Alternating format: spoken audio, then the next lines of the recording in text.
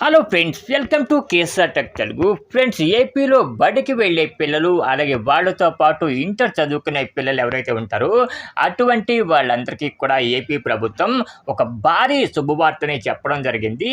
Friends, మీలో చాలామందికి తెలిసే ఉంటుంది, ఇంతకుముందు ఏపీలో ప్రభుత్వ పాఠశాలలో చదువుకునే విద్యార్థులు ఎవరైతే ఉంటారో అటువంటి వారికి అమ్మఒడి పథకం కింద నెలకు 12,000 రూపాయలు అకౌంట్లో పడేవి. కానీ కొత్త ప్రభుత్వం వచ్చిన తర్వాత ఆ పథకాన్ని తాత్కాలికంగా నిలిపివేయడం జరిగింది కాబట్టి మళ్ళీ ఆ పథకాన్ని, అంటే అమ్మ ఒడి పథకాన్ని తల్లికి వందనం పథకంగా తెలుగుదేశం ప్రభుత్వం మార్చడం జరిగింది. అయితే తల్లికి వందనం పథకానికి సంబంధించి ఆల్రెడీ ప్రభుత్వం కొంత రివ్యూ అయితే చేసింది. రివ్యూ చేసి ఈ పథకాన్ని త్వరలోనే అమలు చేయాలని చెప్పేసి నిర్ణయించింది.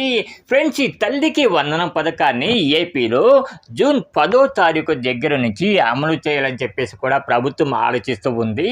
కానీ దీనికి కొన్ని షరతులు అయితే పెట్టింది ప్రభుత్వం. ఆల్రెడీ వీటిలో కొన్ని మీకు తెలిసే ఉంటుంది.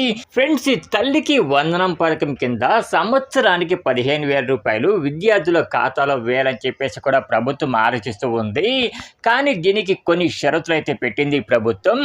ఎవరైతే తల్లికి వందనం పథకం కింద 15,000 రూపాయలు కావాలి అనుకుంటారో అటువంటి విద్యార్థులు తప్పనిసరిగా ప్రభుత్వ పాఠశాలలో చదువుకుంటూ ఉండాలి. ఇంకొక గుడ్ న్యూస్ ఏంటంటే, ఒక కుటుంబంలో 2 వరకు ఈ తల్లికి వందనం పథకం అనేది వర్తిస్తుంది. అంటే ఒక కుటుంబంలో 2 విద్యార్థుల వరకు ఈ తల్లికి వందనం పథకం కింద 15,000 రూపాయలు అనేవి తీసుకోవచ్చు. ఎవరైతే పేదవారు ఉంటారో అటువంటి వారికి మాత్రమే ఈ పథకం వర్తిస్తుంది. అంటే తెల్ల రేషన్ కార్డు ఎవరి దగ్గర అయితే ఉంటుందో అటువంటి కుటుంబాల్లో ఉన్న విద్యార్థులకు మాత్రమే ఈ పథకం వర్తిస్తుంది. ఎవరైతే దారిద్ర్య రేఖకు దిగున ఉన్న కుటుంబాల్లో ఉన్న విద్యార్థులు ఉంటారో అటువంటి విద్యార్థులందరికీ కూడా ఈ తల్లికి వందనం పథకాన్ని అమలు చేసేలాగా చూడాలని చెప్పేసి కూడా ప్రభుత్వం ఆలోచిస్తూ ఉంది.